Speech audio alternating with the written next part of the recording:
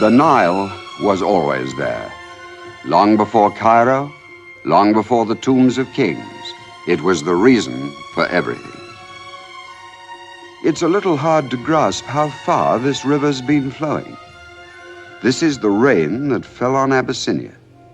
These are the waters drained from Central African lakes that have flowed 4,000 miles to make Egypt green. The Nile has its memories. The story of Khartoum is a recent one, less than a century old. That's yesterday in this part of the world.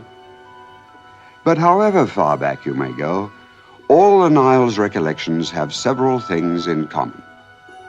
There's always God, for instance, or if you prefer, the gods. It seems to have been quite impossible to live beside this river and not to have visions of eternity. And there's always mystery. You never quite know. You wind up with a few questions that no one can answer. One more thing. Why is it that everything was always so big, outsized, larger than life? Vanity? Perhaps. Or visions.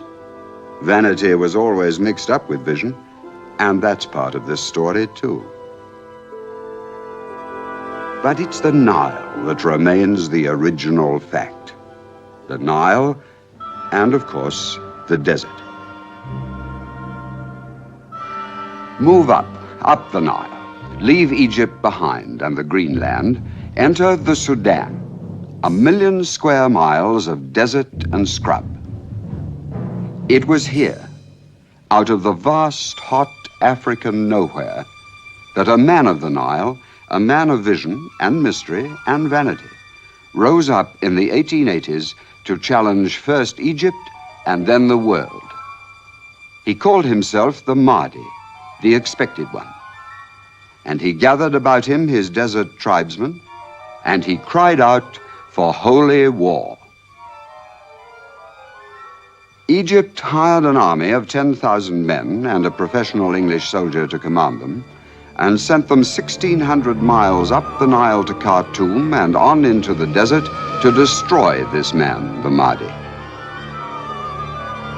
Our history might have taken a quite different turning had Colonel William Hicks not forgotten, if he ever knew, the Sudan's great fact, its immensity. The Mahdi led him on and on and on.